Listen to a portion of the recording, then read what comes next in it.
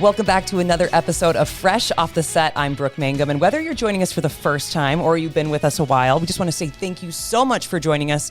We love our new friends and our old friends, and today we have a very special conversation with Kayla Frank. She's the founder of Wrapped Rad, and it's a bold baby brand that's born from her personal journey going through postpartum depression. And as a mom, I can completely relate to this.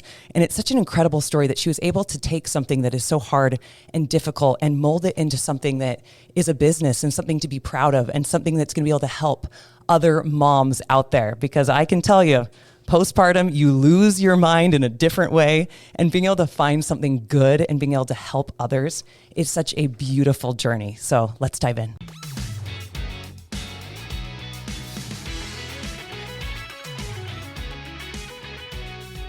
Hello, everyone. I'm Alora Murray, and I am sitting here with the owner and founder of Wrapped Rad, Kayla. I am so happy you're in the studio today. I'm so happy to be here. I mean, we've had you on the show before, and that's why this is called Fresh Off the Set, essentially. Mm-hmm. We go on the show, we come here fresh from filming, so we've had you on the show, but now we get to talk to you even more about this awesome company you've started. Let's start with the basics. What is Wrapped Rad? So Wrapped Rad, kind of in the name and kind of why I named it Wrapped Rad is, so I had my baby. The biggest thing when you become a parent is you're like, I just want my kid to be in something cozy and something that I as the parent loves, right? Mm-hmm. And so I loved bright things, putting them in bright things. And of course I was crazy about being cozy. So I kind of was like, why don't we just marry the two together? And usually I wrap my Lucas in Rad clothes. So it's kind of where the name came from, was just Wrapped Rad. I love it. I love the name. It is also so fun to say, and it's such a cool name, and it just screams Kayla. I mean, I've known you for what, almost 10 years? Yeah. We're getting near a decade, and this, like the logo, everything is so you. I love it. You started, and this is one of the reasons why we really wanted to get you here, have this conversation to make it a little longer, is you actually started Wrapped Rad during a time in your life that, was really tough. Can you take us back to that moment and what really actually led you to creating this brand? Mm-hmm. After I had Lucas, I went through some pretty severe postpartum depression, and it was something that I didn't really understand or really know. I mean, we hear about it all the time, depression, anxiety, all the things that come with having a baby. And even after I had Lucas, a lot of my family was like, just be aware. And a few months, the first couple months, it was hard to be a new mom because, for those of you who don't know, Kayla and I had our babies within weeks of each other. Yeah. So my Jamie was born the 2nd, and then Lucas was the 17th. The 17th. So we were in the depths together. Yeah. We were texting each other constantly. Yeah. And I was so jealous because your baby liked to sleep. Yes. Mine did not. My baby loves to sleep. Loves to sleep. But keep going. So really I was having a hard time, but in my mind I was like, it's parenthood. It's being a new mother. It's not really knowing what I'm getting myself into. And I even thought, well, maybe it's because I'm a little older and I've had this life that I've done for years and years and years. And maybe I'm just, as much as I knew what I was getting myself into, I didn't really know. Yeah. Until you have a baby and then you're like, oh wow, this is a lot more than we think. And it was like, it just kept getting worse and worse, and to the point where I wasn't getting out of bed. I didn't want to get out of bed. At night, I couldn't sleep. So I was almost doing the opposite, sleeping during the day, but not sleeping at night. Mm-hmm. Everything my husband did bugged me. Everything my kid did started to bug me. And that's when I kind of was like, there's something going on.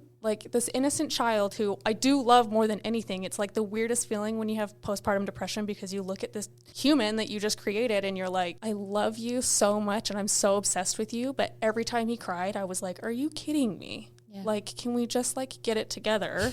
He doesn't know any better, right? Yeah. So that's when I was like, okay, something's going on. And that's when I kind of looked for help. But before all that, the one thing, as I was going through this and it was just getting worse and worse, the one thing that gave me joy was dressing my little Lucas in super loud, crazy colors, which you know me from before. Before I was all black all the time. And then all of a sudden I had this baby, and then it was oh, I just want to wear color.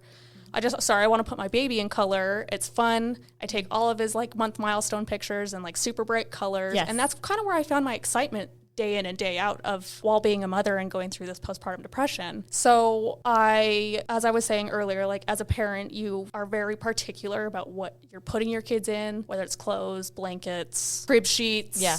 Towels, Absolutely. whatever. So I was like super particular about that, but then I also wanted super bright things, and I was having a hard time finding both together, that I loved the coziness of it, but I also wanted it to be bright. So I thought to myself, well, maybe I'll just like start doing something on my own and see how it goes. And as I was making designs and trying to figure out exactly what I wanted to do is when I kind of was like, wait a second, I kind of want to do this like for reals. Like, let's just hone in on blankets and swaddles and like, let's make them fun and eccentric and loud. And I just want to do it. Yes, so I turned to my husband and he was like, yeah, let's do it.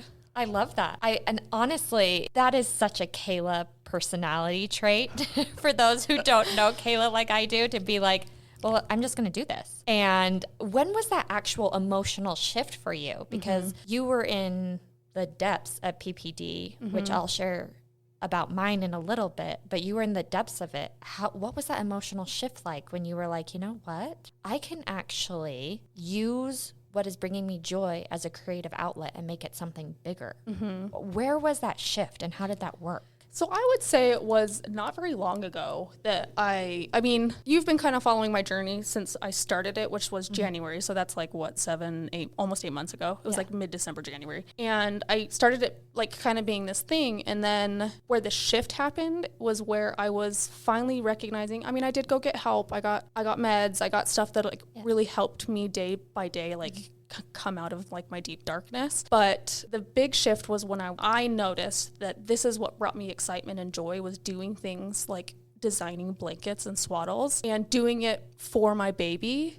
So it was mirroring the two things that were kind of like battling against each other. Interesting. And then I was like, well, this helped me, kind of come out of postpartum and find myself again, because we do have an identity shift when we have a baby. You think you're just going to have this baby and it's like, oh, whatever. But you have this baby and it's like you're a whole different person, and you don't realize how much of yourself that you lose because you're just giving so much to this baby, which you should be, It's an innocent baby who has no idea how to live, and all they want is your love, right? But when you're losing yourself and not really sure what to do and where to go, that's kind of where the emotional shift came, when I noticed that this was the thing that was making me feel excitement and joy for life again. And then I just became kind of obsessed with the motherhood part of it. And I mean, we can go into it down the line questions, but that's when I kind of was like, I wanted to bring the like awareness to motherhood. Well, and let's talk about that now, because I honestly could talk about this at length. We could have like 7 million podcasts of me talking about motherhood, because you think, like, I am very blessed. I had best of the best growing up. My mom is an extraordinary woman. She is amazing. She is the most wonderful grandma. I was unfortunately never able to meet my husband's mom because she passed away before we started dating. And I remember my mom kind of telling me about motherhood, what it was like growing up. I saw my cousins, I'm really close to them, and I saw them become moms, but I did not realize any of the actual definition of motherhood until I went through it. And you were saying this Wrapped Rad isn't just about blankets. No. It is so deeply tied to motherhood, and not just, it's about moms who are going through it. Real experiences, IVF, postpartum, loss. Talk to us a little bit about that. So while I was essentially coming up with this business and noticing that it helped me through my postpartum depression, and again, like you were saying, you don't really understand motherhood until you become a mother. Like I've watched my sister, my friends, just a ton of women around me like have babies and become moms, and you can see. Yeah. We worked together at a company that there were moms everywhere. And you see it, but you don't really see it until you have a baby, and then you're like, oh, there's so much more to this that I didn't even fully understand. And it's even interesting, I talk to random like women and just girls in general, and I was telling someone about like, okay, when you have a baby, this is how I feel during pregnancy, and this is how I felt right after I had a baby, and I had an emergency C-section. So it was like there was even more, that I was trying to explain to this girl. Yeah, both of our birth stories are fun, are a little traumatic. Yeah. But it's interesting to me as much as we know, how much we don't know. Yeah. Whether it's just the community, but even women in general don't know fully. Like I was listening to, is it Kayla? Mm-hmm. I was listening to her story the other day, and I was like dumbfounded that I didn't even know what IUI meant. Mm-hmm. And I finally was like, oh, like that's crazy what she has to do. Mm-hmm. Like going to the doctor every single day for months just to, try and have a baby. Mm-hmm. And it to me, knowing what I had gone through and just kind of now understanding more wherever all other mothers are, whatever their journey is to become a mother, I just wanted to bring more awareness to it. I have this there's just this soft spot in my heart now that I'm just like, I just want people to know about mothers, like everything they go through, because it's deep. Like being a mom is the coolest thing I've ever done in my whole entire life, but also it's the hardest thing I've ever done. Oh, I tell people that all the time. And like Kayla and so many of my friends, I have seen friends go through heartbreak and hope and when it comes to IVF and trying to have babies. And the same thing when people do have kids. And I have talked at length on the podcast, on the show, about mental health. Mm-hmm. I'm a big proponent of speaking up about mental health, of getting help with mental health, and everyone is different. Some people see therapists, psychiatrists, some people take medicine, some people don't. Mm-hmm. I am not a doctor, so I can't tell people what to do. But for me, and one of the reasons I love your brand so much is you're shedding light on this. My journey was so interesting because I've been speaking out about mental health for years. Mm-hmm. I have had anxiety since I came out of the womb, and I had postpartum depression really bad. Mm-hmm. I just assumed, like you said, it was being a new mom. My baby born early. There were some complications. He ended up in the NICU for several days, and then he was colicky for a good 4 months. And I just assumed everything I was feeling was coming from that. I will be honest, everyone's PPD, if you've had it, my heart goes out to you. Everyone's is different. I don't think I came out of mine till maybe a couple months ago. Yeah. When my mom noticed it. Mm-hmm. And she started asking me questions, and because I had snapped about, I was literally tears streaming down my face because my baby liked my husband more than me. He reached for him instead of reaching for me. And the way I reacted, my mom was like, I think you have PPD. And I was like, still? How could I still have it? Mm-hmm. And it was like kind of a gut check for me because I'd been talking about mental health for so many years. I felt silly that I didn't see it, but it was a new thing that I hadn't come across yet. And they were dark times for me. They were really, really tough times, and I get emotional about it because it was awful. Like, I'm not going to sugarcoat it. It was horrible. But coming out of that and having brands like this and you opening up about this, moms really need to support each other instead of, judging each other. Right. And things like that. And I am so truly grateful for my baby. It is, like you said, it is the hardest thing I've ever done in my life, but the biggest blessing I have ever had. Mm-hmm. But you need to take care of yourself too. Right.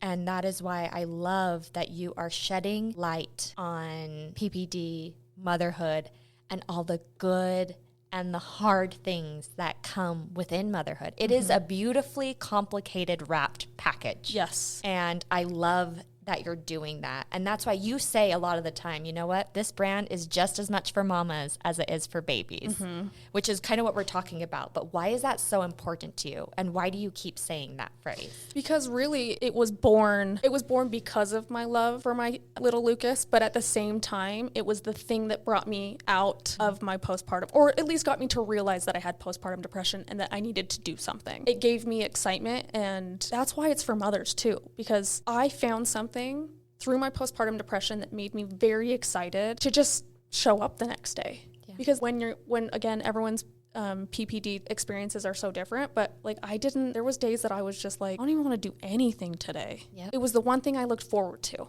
Yeah. And so me realizing that I could find something that equally was for my baby and his well-being and him being cozy and fun and like super smiley and everything that he is. And he is a very smiley baby. Super smiley baby. But also the motherhood part of it being as it helped me find my identity. I love it. And I love how what you said earlier, that there were two opposing things going on and you brought them together, and that's actually what got you out of your PPD. And I think that is absolutely beautiful. Right. I love that. And I mean, we've already talked a lot about what makes, your brand stand out from the crowd as far as what it was built upon and your motto and things like that. What are some other things that make it stand out? I would say, pretty simple things would just be their very eccentric designs, which I feel like right now, I feel like the eccentric is starting to come back in style. But a year ago when we had our babies, everything was very neutral. Yeah, that was and navies. That was a huge trend that was going on. When I would try to find my Jamie toys, it was very interesting to me how everything was so neutral, but that was the trend at the time. Right. Yeah, like even toys. Yeah. Neutrals.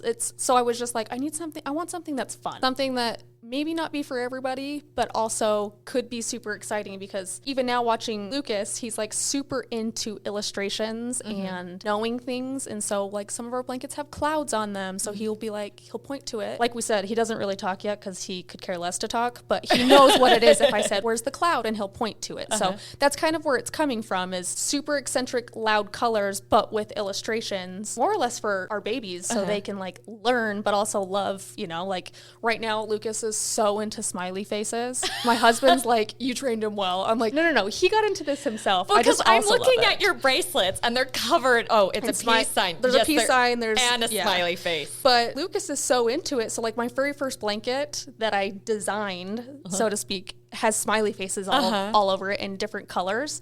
And he loves it. Like I even bought him a towel for swimming lessons that have smiley faces all over it because he's so into it. So that's kind of like where a lot of the trend started coming from too, is I was like, well, my child loves it. So most other kids are like I watch him and how he's growing up and what he's learning. Like I want to give that to other babies as well. Yeah. So that's one thing that kind of sets it apart. Biggest thing though is obviously it's deeply rooted in motherhood and the whole vibe of Wrapped Rad. Yes, it's for our babies and to be cool and eccentric and kind of loud and outgoing. But the biggest thing is just to bring awareness to motherhood.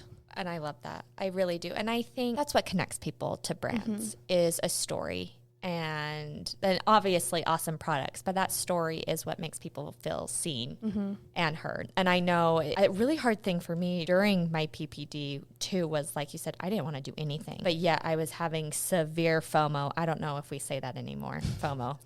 I'm getting old. I don't know. It's still in my vocabulary. Okay, great. Well, we're the same age, so I don't know what Gen Zers are saying. But I was having like severe FOMO about everyone because, like I said, he was really colicky. Like I'm talking like screaming like 7-8 hours a day. And we eventually got it solved, but everyone was like living their best summer lives, obviously.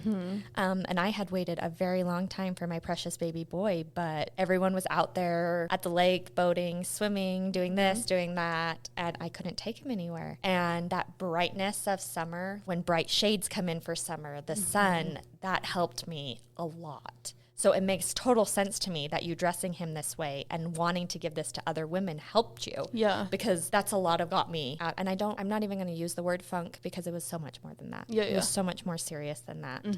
And so it is, I love that we have those smiley faces out there, the lightning bolts, all this stuff. It's so fun. It's so much fun. Let's talk about Rad Mama of the Month. Talk to me about, first off, what it is. I mean, I know what it is, but let's tell our listeners what it is, how you came up with the idea, how people can nominate people. Tell us all of that. So Rad Mama of the Month is basically highlighting a mom in the community. The way that we find mothers is nominations, and the nomination page is on the website, wrappedrad.com. The way I kind of came up with it, though, is this was kind of the first thing that I started or put into place when coming up with the Wrapped Rad, because I was like, oh, I want to highlight a mom. Again, this helped me out of something, so I want to do something. I want to give back. And right now, the giving back is like maybe a gift basket that's more tailored to like the specific mom and what she needs. Aww. So when someone nominates, there's a bunch of questions on there, and it even says like, do they need anything? Do they need diapers? Do they need a gift card somewhere? Do they need pedicure? Like, what do you feel like this mom needs? And then once we pick one for the month, we'll actually reach out to the mom and make sure that one, they're okay with it, because some moms, we're going to put it on the website, and some moms might not want that. So I want to reach out and make sure that they're okay with it first. Right. Then also ask them exactly what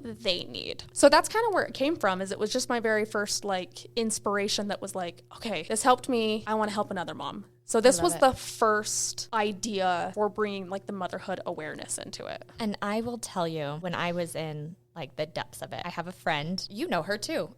We used to work with a woman named Kim, and she had her sweet daughter several months before we had ours, and she dropped off, and she didn't even know. I like messaged her the other day and said thank you for how much this meant to me. She dropped off a care package at my door that had mantra cards for being a mother, extra clothes for Jamie, had some stuff for me, and it was just truthfully being seen by someone who had just knew what I was going through. And she just dropped it off, and I was so not in a place to have visitors that she didn't even ask to come in. She just dropped it off, and I was like, thank you so much. And I remember her saying, I was like, thank you so much, what can I do? And she was like, you know what, just pay it forward for another mama. And I honestly think that is what the motherhood community needs, what Kim did, what you're doing, because moms sometimes become invisible. They become invisible because they're working so hard to be the best mom they can be that sometimes they become invisible. And there's different judgment out there about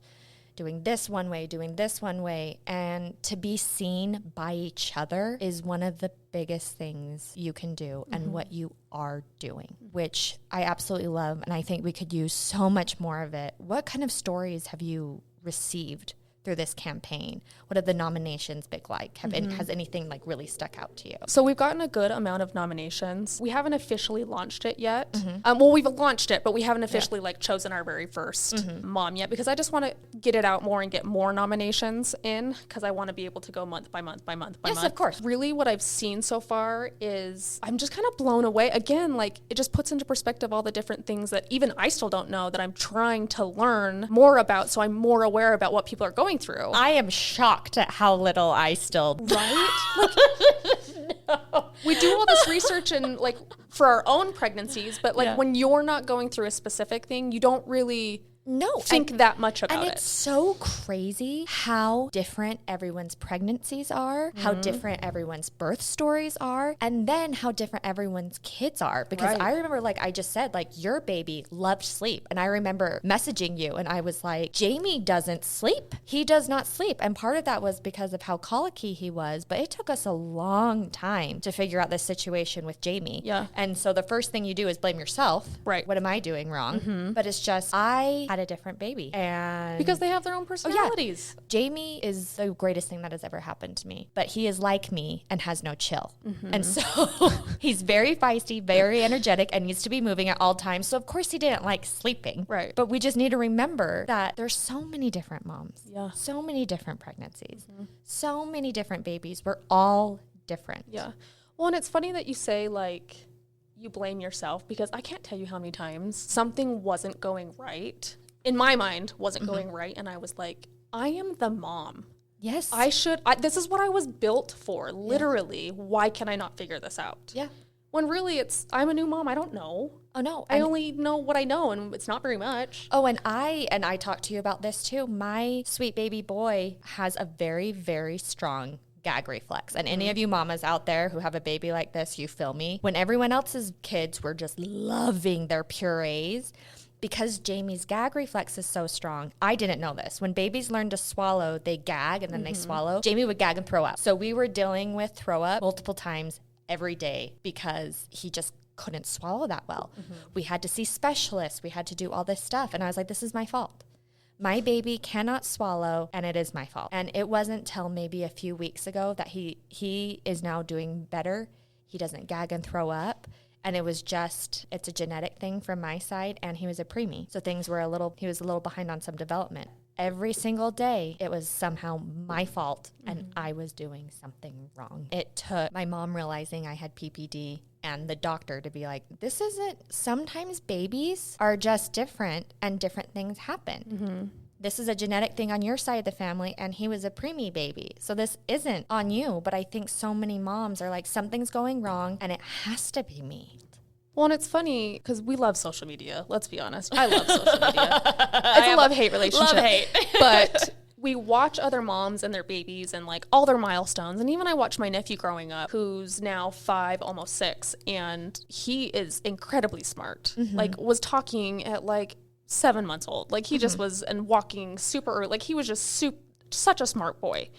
And so then I have my own baby and I'm judging my baby off of him. And my baby's 14 months and still not talking, like doesn't even care to talk, right?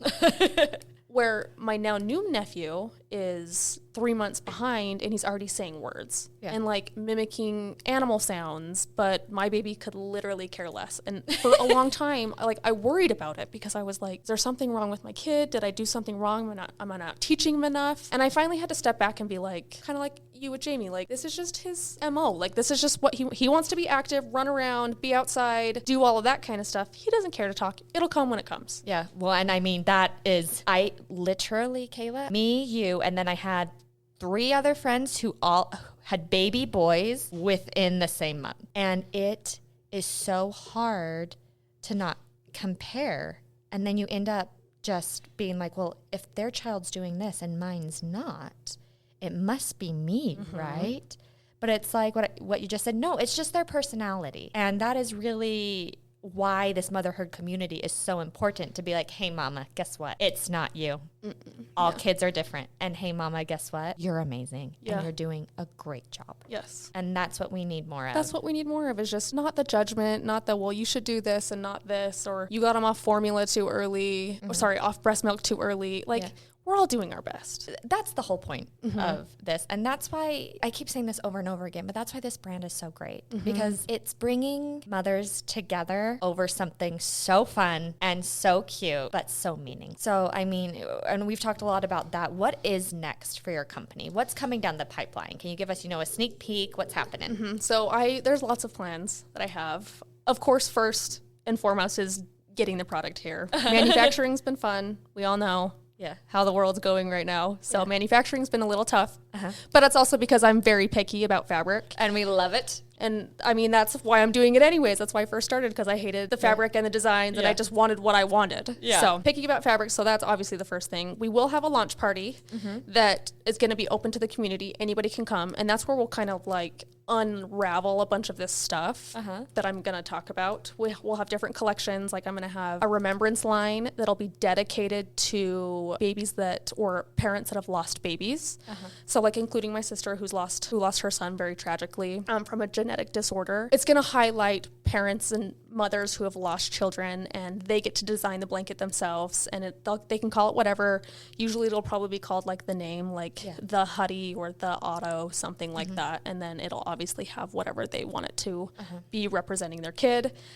We have a Rainbow Babe blanket that it will come out on the first launch, and that one's all about rainbow babies and just for moms who have had a hard time with like miscarriages and bringing babies, to the earth. So that one's going to be all about that. We will have a podcast. Love it. Yes, we're going to have a podcast. And really what I want on the podcast is just moms telling their stories. That's what it's going to be. And then I would like to also bring in professionals to talk about IVF, IUI, therapists, anyone to come in and kind of like debunk this stuff or just educate the community on exactly what it is. Yeah, because also there are so many things about pregnancy and, birth that I had no idea. Like I didn't even this is for another time, but the complication I had, I didn't even know it was a thing. Right. Had no idea. Yeah. So I just want to bring in professionals to educate people in the community on exactly all these different things that we really don't know about. And then of course, obviously highlighting moms and letting them tell their story from their point of view. So that having that podcast, I'm going to do probably a 5K. Love it. That'll be all about remembrance of children that have been lost. And then I have other ideas like adventure, like scavenger hunt adventures and other stuff coming down the pipeline. Yeah. Amazing things. So for those who want to connect with you, how can they do that? I would definitely get on the socials. Wrapped Rad is all the socials. And then wrappedrad.com.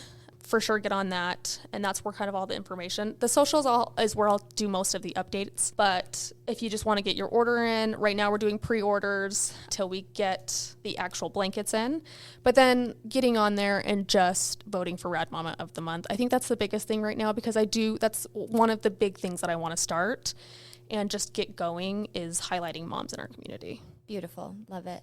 So, looking back, how do you think this brand and this journey has changed you as a mom? I think it's given me more love and appreciation for other women and moms in general, where there's a lot of things I didn't understand until I became a mom. And I think that's where my appreciation started to come from, was just understanding how easy but how hard it is to be a mom, and just the mental aspect of it.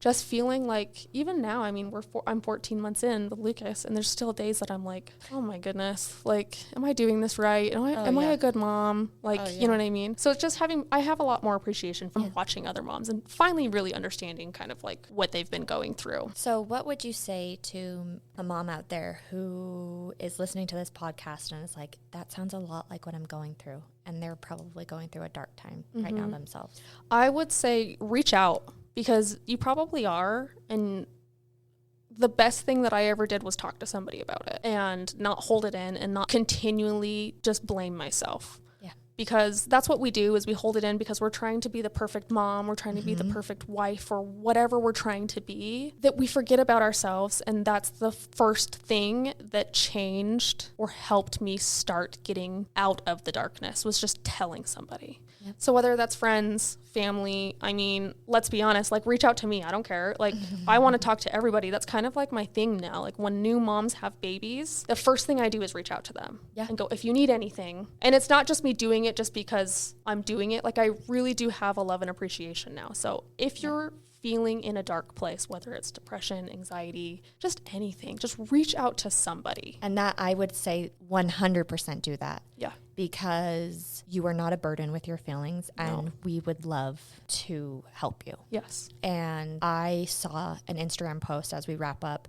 This woman said that every time her friend has a baby, she sends them a message that says, I'm here for you, because sometimes you can't think what you need help with. Yeah. And she's like, would you, number 1, like me to bring food over? 2, come over and watch your baby so you can sleep.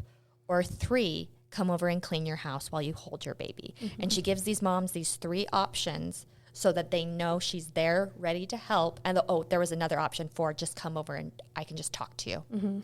And I was like, that's beautiful. Yeah. Because we all need something different, and that's a very tangible thing to be like, I can do this, you pick. So if you can't think of what you need right now, here are some options. Yeah, definitely. And when someone reaches out to you and says that, believe them that they want to do that. Yeah. Because I had all of my sisters-in-laws were like, we'll come over, we'll sleep, like, you sleep, we'll take them for the night shift. And I was like, in my mind, I'm like, I'm the mom, I should be able to handle this. But now that I'm like past all the depression, well, I'm not past it, but I'm farther through it. I finally am like, oh, I should have taken their advice and just had them come spend the night with them. Like, you know, so a big thing is 1, talk to somebody. And if somebody is reaching out to you and saying, if another mother is reaching out to you saying, what do you need? They truly mean it. They really want to know what you need, because we all need something. Yes, very much so. And Kayla, I have absolutely loved interviewing you today. It has been amazing. I know your company people are, not only going to love everything that you're coming out with, but they're going to love to be part of this community you are creating. When we're going to wrap up, and this is something we do, it's called the Fresh 5, where I just ask you 5 random questions so the audience can get to know you on the fly. Okay. Really fast. Okay. So number 1, what is a food that you could eat for the rest of your life? A food that I could, honestly, ramen noodles. Oh, she's a simple gal. I'm pretty simple. Ramen noodles is like my thing. I love that. Literally. I have a whole pack at home right now. Like, I bought the big Costco pack. And it's like the least healthy food you could eat. But I'm like, there's days that I'm just like, I just need a bowl of ramen. I love it. Okay. I know you have traveled all over the world. What is your very favorite place that you've been? Honestly, Hawaii. I've been to a lot of places, but the vibe of Hawaii, just how slow it is, and it's just beautiful and warm, and it's like my safe place. Okay, if you could pick your favorite superhero, who would it be? Ooh, I'm kind of into Black Widow. Is she a superhero? Yes, she is, most definitely. She's part of the Avengers. But, I'm kind of unconventional, so... Why is that? She's so cool. Yeah. I would definitely, she's a BA, right? Yeah, she's awesome. I mean, it's weird. Is it though? No, she's like super famous. She's a Marvel superhero, so everyone knows who you're talking about. But she's got cool red hair. Oh, I love her. She's an unconventional hero. You know how many times she's like a rogue superhero? Yeah. We love a rogue My mom, like anything we watch, she always likes the rogue superhero. That's me. Loki, Phantom of the Opera, Sirius Black, like all the like roguish ones. Can I also add, you tell me what you think. I'm ready. Elphaba. I mean, she's not a superhero, but I get where you're going with this. And I am not surprised in one bit that you said that. I mean, let's be honest. I pre-gamed to Wicked in the car before I got it here. Also, I'm pretty sure you may have some of Elphaba's clothes in your closet. I do. I knew it. Yeah, 100%. Yeah. Guess his clothes are in my closet. Linda. Is it Galinda or is it No, Glinda? I'm Glinda now. I was joking with my husband the other day. I was like, you know what? Allura is the Glinda to my Elphaba. Like, I will do it. You saw my desk out here. yeah, it's pink. I love it. I know. And I'm the unconventional one who's kind of weird and dresses weird. And Oh, don't mind me. I'm quirky as can be. I just yeah, but so is love Glinda. pink. I love her. We love it. Yeah. So you could say Elphaba's a superhero because to some people, She's she my is. superhero. I love it. Like the story of Wicked blows my mind. It's like she goes through her life kind of just being Elphaba, and then she has one person believe in her, and then it changes her whole trajectory of life. It's so cool. We could do another podcast just about Yes. Wicked. Number 4, what is a quote you live by? My all-time favorite quote is "To live would be an awfully big adventure" from Peter Pan. I love it. I think that's beautiful. And then number 5, what is your song that is on repeat right now? Defying Gravity. Defying Gravity. It is. Because it's my life right now. Well, Kayla, thank you again so much for being with us. And for everyone else, thank you so much for listening. Please remember to rate, review, and subscribe, and we will catch you next time.